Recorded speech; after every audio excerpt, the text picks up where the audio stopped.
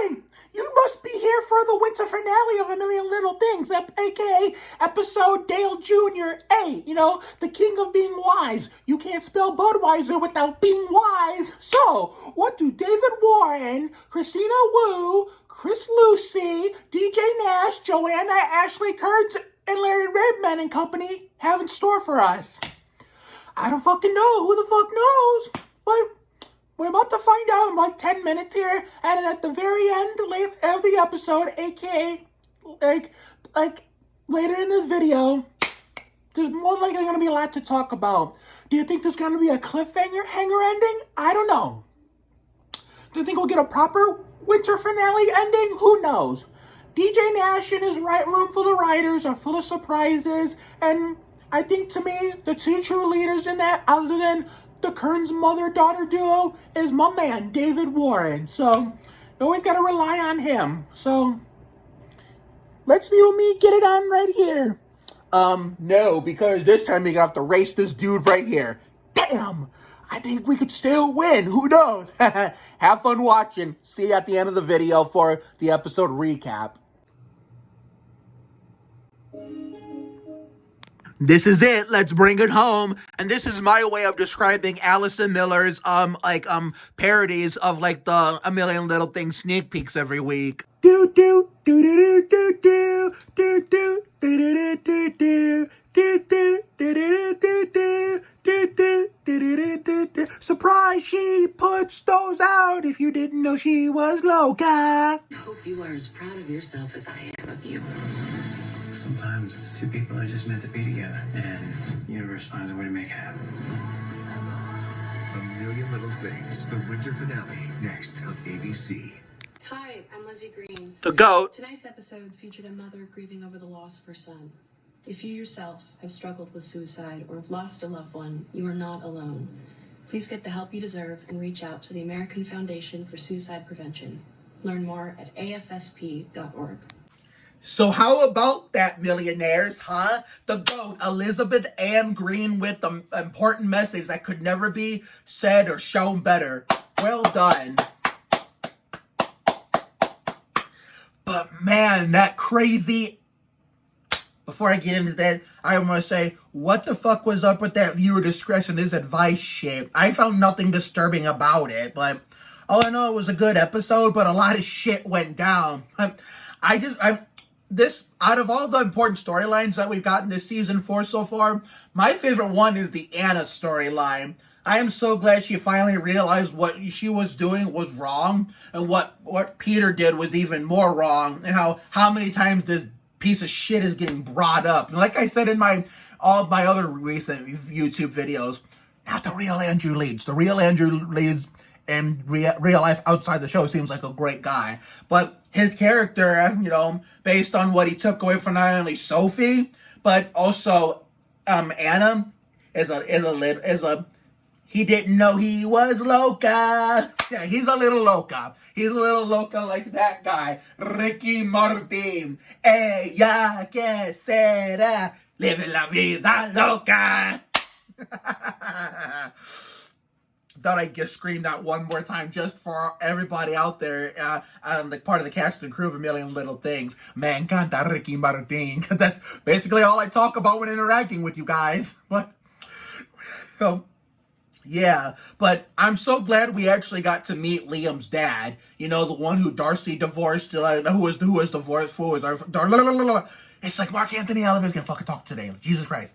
The one who Darcy was divorced from the beginning when we met her. Chris Lucy just tweeted, I have Twitter notifications on for almost every famous person I follow and or who follows me back. But I had to say about Instagram. The guy who Darcy's ex-husband from, most of the show's run so far, from the time we met her towards the end of season 2.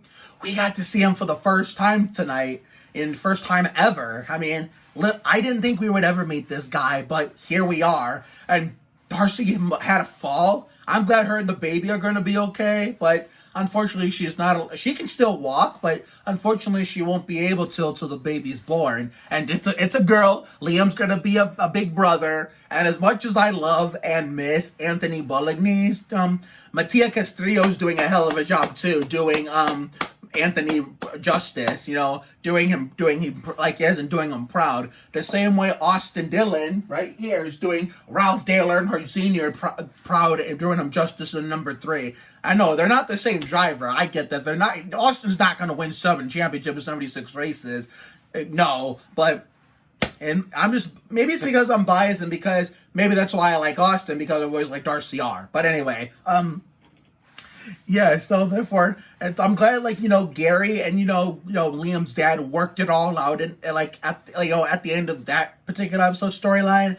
Now I want to get into the Rome storyline with Cassandra, even though I kept saying Cassandra. I mean, and Cassandra taught us a life lesson tonight. Life gives you life gives you a lot of lows, lows like Jimmy Johnson. But when you give you the highs, enjoy it. That's right. And so that's what we saw with Rome tonight. And they saw this movie, they liked it. I thought, how Regina helped Eddie describe why he had the affair with Delilah in season 1, when that actually DJ Nash could have actually resolved that in season 1 and not had us watch that grade A horse shit we call the Eddie, Catherine and Delilah drama from season 1 and 2. I mean, I'm glad we finally know the truth, but I wish this would have been done a lot sooner and save us all that drama from those 3. Considering how this would have been in season 1, and a Catherine fan page said on Twitter, this would have made more sense. But DJ Nash and his writers know what they're doing, so I love them all. I love David Warren. I love the Kearns mother and daughter duo. Don't get me wrong, but it's just weird how the truth didn't come out till season 4. That's all I'm saying. But considering that Rome felt oppression and. Honest to God, when Cassandra said to Rome that she was attracted to him and had a crush on him, I thought he was going to do the same damn thing to Regina that Eddie did to Catherine. Considering that Eddie told Regina himself, don't do what I did, and hopefully Rome doesn't do what I did. Also doesn't do what I did. Why don't you guys talk it out with each other? Talking it out is what fixes problems before they become an ongoing problem, with many months of drama. Even in real life, this applies too. Because DJ Nash wasn't kidding around when the show is based off authenticity, and it's about authenticity, so that includes what I just said. Yeah. And when Rome got his movie sold, and Sophie got into IMU, or whatever the fuck it's called. I did the Mike Skinner of, yeah, god damn it, we beat that little son of a bitch. Even though Sophie changed her mind in the end, but it was good to see Morgan and her friends at the end of the episode. I think over the winter break, which I can't fucking believe we have to wait till a week after I turn Ricky Rudd 28 years old to see what happens next. My birthday is the day after Valentine's Day, February 15th, 5 days before the Daytona 500, and then 3 days after the 500, then we get to finish the season. I'm glad we're going to have some easy Wednesdays for a while, even after Goldberg comes back. But still, the suspense is going to kill me, and the wait's going to feel like 60 years. But I'll survive. Hey, even though I don't give a shit about Gloria Gaynor. Not even crazy about that song. But, Sophie almost chickened out in the beginning, but then she thought about, with those PTSD flashbacks of the sexual assault episode from last year, I think she kind of used that to her advantage, but then it motivated her to say, I wrote this song about the man who assaulted me, because I agree with Eddie, considering how he brought up if someone hurt Theo or Charlie the same way Peter hurt Sophie, he'd do the same thing Gary did. Now, if I ever had a son or a daughter and they hurt my kid, I would kick the shit out of them like Ricky Rudd. I would too. like in a universe where I had a son named Mark Anthony Oliveras Jr. or Ricky Martin Oliveras, or let alone Robbie Draco Rosa Oliveras. Someone hurt them, in a parallel universe where I'm already married now, and me and whoever who could be my wife in this reality where it's already happening ahead of time in another universe. Someone sexually assaulted my son or daughter. Oh, me too. I kicked the shit out of him like Ricky Rudd. Even if it meant my ass went to fucking jail. So, yeah, I don't blame Gary for what he did. And he was lucky, though. My main man, Craig Saunders, we haven't seen for a while, could have thrown his ass in jail. But he was nice enough not to do that. But, that's why we all know Darcy left them. So, and some of these, TV show reaction videos I've been making, for the Big Leap and Goldberg, some stuff I've been leaving out, so I want to make sure I'm not leaving anything out. Let's talk about Maggie's storyline. So, yeah, she has a stalker, and it turns out to be a mother who is grieving the loss of her child, considering, and it kind of gave me my own PTSD, I'll tell you what my story was, how I could have died in a car accident with my dad the week after we went to MIS. When we were going to get a haircut with our cousin Kenny, my mom was in Mexico for her birthday with her boyfriend. My grandparents were at home here, like always, because, they don't really go anywhere whenever I'm not here, or no one's here but them. Well, apparently, while me and my dad were crossing the street, we were almost to cousin Kenny's barbershop, a car almost hit us in the driver's door, and the fact that it would have been, if he would have made any connection to us, it would have been my side, and I most likely would have been the one dead, meaning I wouldn't be standing here making this video. And the fact that, my dad came inches away from losing me that day, he started freaking out, that car could have hit us, and if it was, it would have been your side, you would have been dead. But then, of course, me, wanted to fantasize, make it all positive, I told my dad, and this is even true no matter who I say this to or if I say it to myself. The day I die, or if I ever die one day, and I have to have, if I'm able to have some final words, I want it to be one word. Whoa! Go out in style, when Crash Bandicoot touches a hazard without an Aku Aku mask and Crash 1, 2, and 3. But then as I'm telling my dad this, my dad starts crying in the driver's seat while trying to go get to the barber shop. And he's like, Mark, I don't ever want to have to bury you. I want you to have to bury me. I want you to outlive me. And he's right. I've always picked on him since I was a kid. How I've never seen him cry compared to me crying and seeing my mom and sister cry. And sometimes, my grandfather cry every once in a while. I've rarely seen my grandmother cry. I've seen her cry before, but not very much. But never seen my dad cry until this year. After 27 years, I got my wish. So that's what it kind of reminded me of. So I do feel bad for the character that's hurt at losing her son. But as someone who loves Allison Miller and fanboyed her and Maggie in season 1, there was no fucking excuse for her to personally attack her like that. And the two ladies, I know they're going to be seeing this video. I tagged them. I know they're real life actors, but I forget their the character's name. So, I don't blame them for wanting her to hang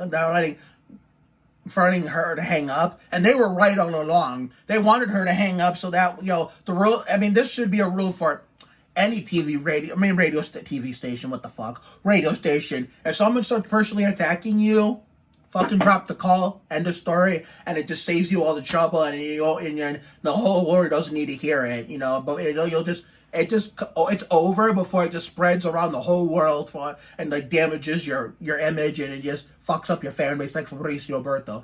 Maggie didn't do that. So she just kept wanting to help, and she what was her name?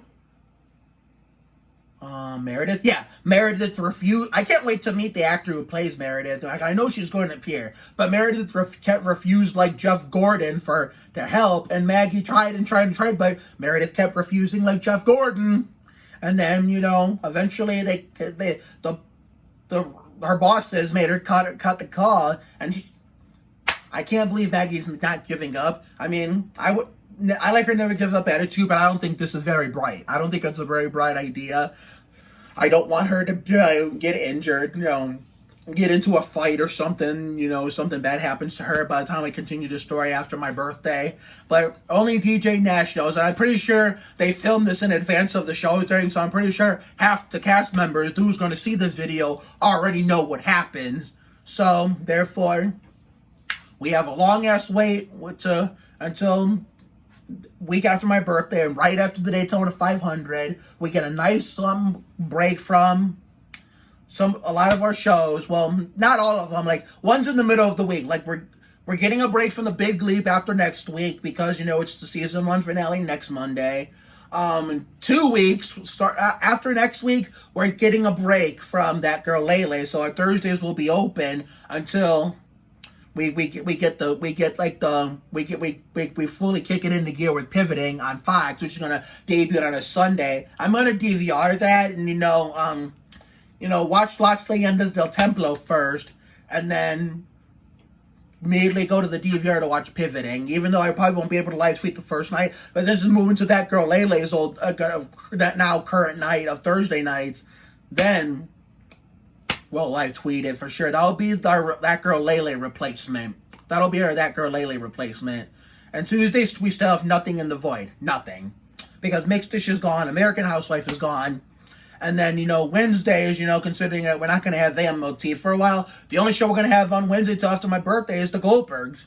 Thursday is going to be Pivoting. Friday, we still have nothing. We're not going to have anything unless it's San Antonio Spurs basketball or any NASCAR. And when, NASCAR comes back, and, around the time AMLT continues their 4th season. But Saturdays, pretty soon we're going to be going back to watching Danger Force and Side Hustle. And we have to, even though we skipped so many episodes, the end of season 1 and so far the beginning of season 2. But we have no choice. It's the only way we're going to keep the schedule of mine for the TV season before we get back to some fun in the sun in 2022, for it not to be brutal. So therefore, we're going to get back to Danger Force and Side Hustle next month. That way we can blend in with Warp! Press start to begin. And then Sunday will be the same, Las Leyendas del Templo, and then it just cycles around like a domino effect. So I look forward to this next chapter of the 2021-2022 television season. Some shows I'm going back to watching now. The only one I sadly will probably never see again is SEAL Team. That's what I feel bad about, considering that, I don't do much streaming, like watching new episodes of new shows on streams. So that's probably more likely I'm going to miss seeing them. And if they get canceled, unfortunately, I won't be there to, just bid my farewell. So SEAL Team, I know this is not a SEAL Team video, it's a Million Little Things video. If this is the end, after season 5 on Paramount Plus, and once and for all, thank you.